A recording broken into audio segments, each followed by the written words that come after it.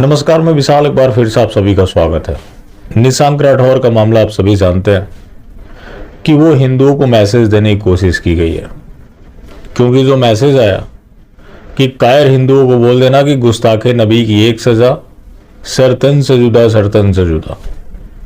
अब यहाँ समस्या और समाधान की बात होती है। ऐसी घटनाओं में दो ही समाधान हो सकते हैं, एक तो लोग कर ले, दूसरा सरकार कर ले। अब जब बात लोगों की आती है तो जिसके घर का लड़का मरा है, जिसके पड़ोस का लड़का मरा है, उसका खून नहीं खौल रहा, तो मैं कुछ बोल कर क्या हेट स्पीच के दायरे में आऊं कि मैंने लोगों को उकसा दिया? ये तो लोगों को खुद तय करना पड़ता है। दूसरा मामला होता है सरकार से जुड़ा हुआ। एक चीज होता है कि इन्हें कानून का कोई खौफ नहीं है। कानून का डर होता तो इस तरह की घटनाएं नहीं हो रही होती। इस तरह की घटनाएं जो सीक्वेंस में हो रही है, इसके पीछे एक बड़ा नेक्सस काम कर रहा है, क्योंकि हत्या भी की जा रही है, उसकी जिम्मेवारी भी ली जा रही है और लोगों को डराने की नीयति से भी की जा रही है। आज भारत में हिंदुओं की जो टारगेट किलिंग हो रही है, जो पहले ये कश्मीर की समस्या थी, 2014 से पहले पत्थरबाजी की समस्या कश्मीर की समस्या थी, आज पूरे भारत की समस्या है। 2014 से पहले किसी का गुस्ताखे नबी के नाम पर सरतन से जुदा नहीं किया गया। इस राष्ट्रवादी सरकार में हो रहा, तो सवाल तो इस राष्ट्रवादी सरकार से होंगे। रही बात कानून की, तो कठोर कानून बनाने की जिम्मेवारी किसकी थी जब इन्हीं के लोग प्रदर्शन करते हैं? आपको जंतर मंतर की वो घटना याद होगी जब अश्वनी उपाध्याय ने कॉल बुलाई थी। अश्वनी उपाध्याय को ही जेल में डाल दिया गया। तो इस राष्ट्रवादी सरकार में कोई शांतिपूर्वक प्रदर्शन भी नहीं कर सकता है, क्योंकि कोई ना कोई षड्यंत्र उसमें लगा दिया जाता है। उस घटना की आप बात करें तो वहां पे जिन लोगों ने नारे लगाए, आज तक पुलिस उनको ढूंढ नहीं पाई, आयोजक को उठाकर जेल में डाल दिया। तो ऐसी घटनाएं रुकेंगी कैसे? बीजेपी शासित राज्य का मामला है, कोई आपने सुना कि बड़ा नेता इसकी निंदा कर रहा हो, सख्त कार्रवाई की बात कर रहा हो? तो आखिर चल क्या रहा है? क्या लोग वोट करें, आराम करें और ऐसी घटनाएं होती रहे? अब ये होता है, थोड़ा बदलाव आया है कि अब हिंदू के मरने पर कुछ हिंदू इकट्ठे हो जाते हैं, जैसा निशांक राठौर के अंतिम यात्रा में दिखा।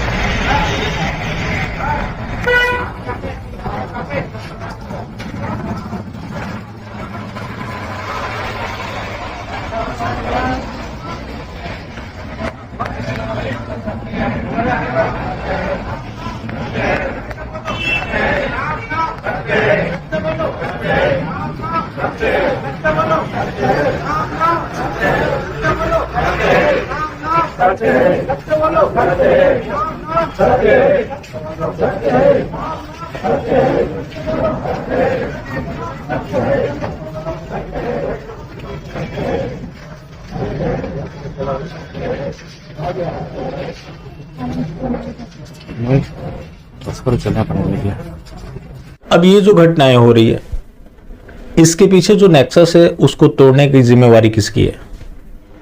जब सरकार इसकी निंदा नहीं करेगी, इस प्रॉब्लम को एड्रेस नहीं करेगी, तो सॉल्यूशन कहां से निकलेगा?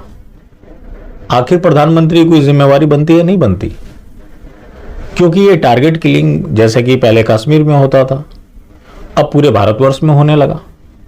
तो हिंदुओं को चुन चुन कर जो मारा जा रहा है, इसके पीछे निष्पक्ष जांच की जिम्मेवारी किसकी थी? जब आप घटना की निंदा नहीं करेंगे, उसको लेकर कोई मीटिंग नहीं बुलाएंगे, तो फिर क्या ऐसी घटनाएं रुकेंगी जो कि क्लियरली दहशत पैदा करने की दृष्टि से किया जा रहा है? अब पीएफआई का डॉक्यूमेंट जो सामने आया, क्या सरकार ने अब तक आपने सुना कि कोई उसको लेकर मीटिंग बुलाई हो, कहीं कोई चर्चा हो रही हो? कहीं कोई चर्चा नहीं। तो फिर ऐसी घटनाएं रुकेंगी कैसे? ये ज्यादा दिन तक नहीं चलेगा कि सरकार हमारी है, सिस्टम उनका है। तो सिस्टम को दुरुस्त करने की जिम्मेवारी किसकी थी? अब जो मोहम्मद जुबैर जेल गया था, मोहम्मद जुबैर ने जो खुलासे किए, मेरे जैसे लोग पहले से जानते थे, लेकिन जिनको थोड़ा सा भी भ्रम हो कि जुबैर जेल गया था और मोदी जी किसी को बख्शने वाले नहीं है, तो ये खुलासा मोहम्मद जुबैर ने किया है कि पुलिस के ऊपर प्रेशर था कि उसके साथ अच्छा ट्रीटमेंट हो। अच्छा ट्रीटमेंट हो भी रहा था, ज्यादा उससे सवाल नहीं पूछे गए। एक वार्ड में 100 से 150 लोग होते हैं, एक साथ सोते हैं, उनके लिए एक मात्र बाथरूम होता है। ये जिस वार्ड में था 3 से 4 लोग थे।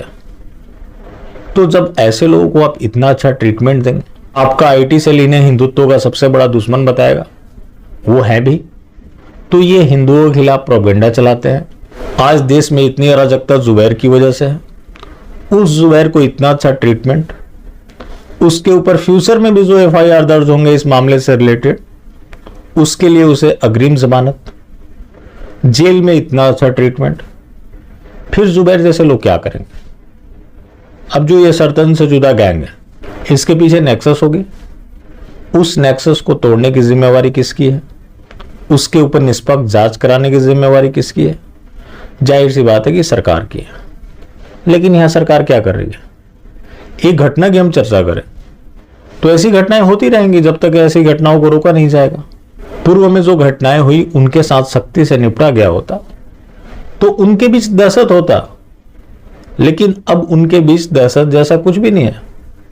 उन्हें पता है कि हमारे साथ क्या होगा, ज्यादा से ज्यादा होगा तो 6 महीने 1 साल जेल में रहेंगे, बाकी अपना मजहबी कार्य तो कर ही रहे, जो कि धड़ल्ले से चल रहा है।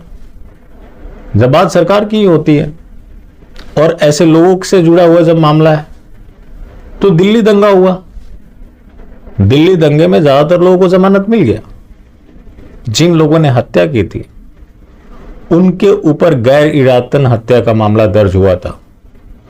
लोग तो इसी से जश्न मनाते हैं कि उसके खिलाफ एफआईआर दर्ज हो गया, वो गिरफ्तार हो गया। कुछ कुछ ऐसे भी एफआईआर दर्ज हो जाते हैं जिससे पुलिस कोर्ट में प्रूफ नहीं कर पाती, क्योंकि मामला कुछ और होता है, एफआईआर किसी और चीज का दर्ज हुआ होता है। तो जब इस तरह की खानापूर्ति होगी तो इस तरह की घटनाएं रुकने वाली नहीं है, जो कि एक कटु सच्चाई है। इसमें किंतु परंतु हो ही नहीं सकता।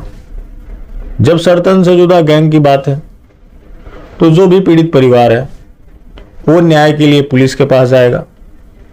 कानून व्यवस्था का ये स्थिति है, तो आखिर किसी को न्याय मिलेगा तो कैसे मिलेगा? और ऐसी घटनाएं जो चल पड़ी वो रुकेंगी तो कैसे रुकेंगी? तो जो ये घटनाएं चल रही है, जब सरकार इसको एड्रेस नहीं करना चाहती तो ऐसी घटनाएं होती रहेंगी। आज निशांक राठौर है, हो सकता है कि आने वाले समय में मैं हूं, आप रहें, कोई भी हो सकता है, क्योंकि अब गुस्ताखे नबी का सवाल नहीं है। क्योंकि इन लोगों ने अब हर काफिर को गुस्ताखे नबी मान लिया है कि जो काफिर है वो नबी का गुस्ताख है। निशांक राठौर ने कौन सा बयान दिया था, क्या ऐसा किया था, ये किसी को नहीं पता। वो तो मैसेज आया तो शक गहरा है, वरना पहले से तो मामला सुसाइड घोषित था ही। तो अब इनको एक्चुअल समस्या काफिरों से है। इस सच्चाई को आम लोग जितना जल्द समझ लें वो लोगों के हित में होगा, क्योंकि जब तक आप किसी समस्या को समस्या नहीं मानेंगे उसका समाधान नहीं हो सकता। बाकी जिंदा रहें तो फिर मिलेंगे, और मिलते रहेंगे तो जिंदा रहेंगे। मिलना जुलना जारी रखें, लेकिन हाँ, मास्टर स्ट्रोक वादी बिल्कुल भी ना हो।